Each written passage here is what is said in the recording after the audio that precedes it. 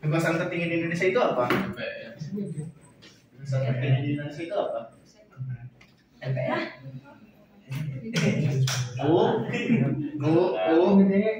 D1945 alinea keempat.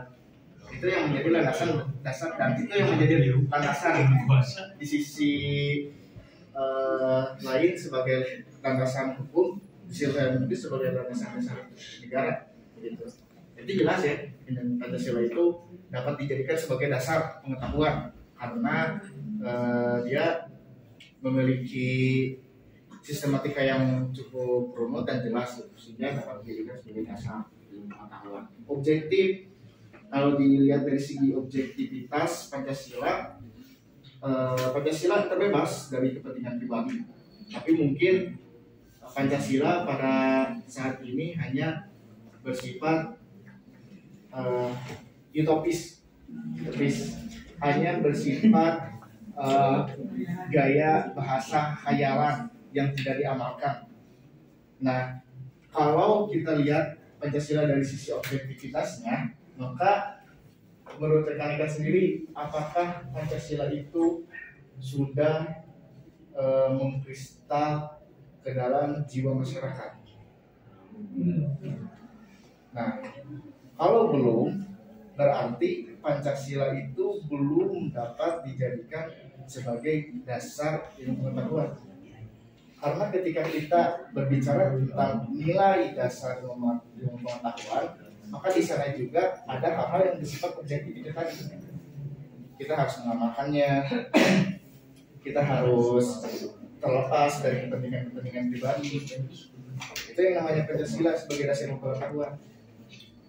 Nah, mungkin selebihnya dapat rekan-rekan jabatan terkait Pancasila dilihat dari segi analisisnya dan verifikasinya. Mungkin ini menambahkannya terkait politik itu sangat menarik teman-teman, dan terutama yang teman bahas mengenai objektivitas Pancasila itu. Jadi sebetulnya secara normatif iya, secara teologis Pancasila itu tidak boleh mengandung unsur kepentingan pribadi, tapi secara realita nggak begitu. Semua hal yang disampaikan Pancasila itu mengandung unsur pribadi. Suka kayak gini lah, Presiden Jokowi menjadi seorang presiden, apakah bisa dikatakan bahwa Jokowi itu sudah paham Pancasila? Kan belum kayak gitu. Nah, makanya kenapa beliau tidak main sebagai nilai utama untuk menjadikannya sebagai presiden kayak gitu? Karena Pancasila itu sebagai dasar hukum negara kayak gitu ya. Tapi baik lagi kita apakah ketika memang Pancasila ini bisa menjadi suatu dasar ilmu bagi pengembangan iptek, insya Allah bisa ketika memang dimanfaatkan dengan sebaik mungkin. Tapi kalau misalkan hanya sebagai penunjang saja, mungkin itu akan menjadi malapetaka. Bisa seperti itu. Karena yang pertama ini ketuhanan yang Maha Esa, misalkan dijadikan sebagai sandaran berdirinya negara Indonesia. Oke,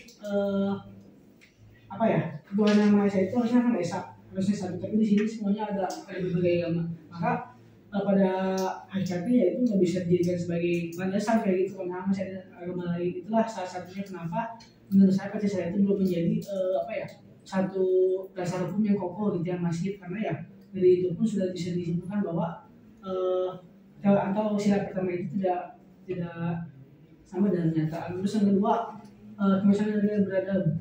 Apakah teman-teman sudah merasakan keadilan yang diperolehkan oleh negara kita? Belum semuanya kan, tapi sebagian kita sudah merasakan. Nah, itulah yang harus kita presi teman-teman di sini. Apakah ketika keadilan itu terasakan, hanya sebagian orang merasakan, kita belum merasakan? Apakah kita dapat menunjukkan bahwa kita sudah terimplementasikan atau belum? Sebetulnya sudah, tapi kita tidak merasakan itu secara hafal atau secara keseluruhan. Maka dari itu kita harus melihat sisi positifnya kayak gitu. Nah, makanya ini teman-teman, nomor saya sendiri, objektivitas Pancasila ini harus disandarkan pada ilmu pengetahuan, yang paling penting disandarkan pada ilmu agama. Karena segala sesuatu pun tanpa ilmu agama akan buntu kayak gitu. Makanya kenapa ketika negara kita menjadi negara yang absolut, dikatakan absolut lah kayak gitu ya, karena sudah mempunyai berbagai macam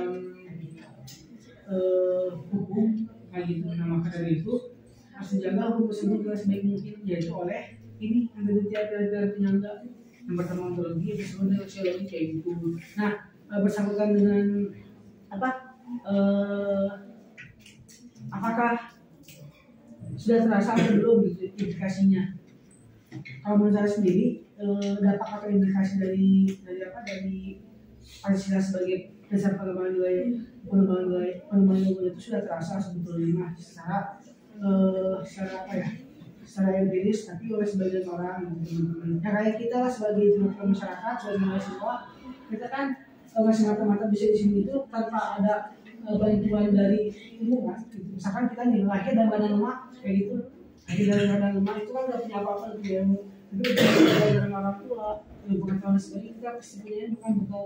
Nah makanya itulah menurut saya implikasi dari dasar nilai pengembangan ilmu atau Pancasila tersebut gitu.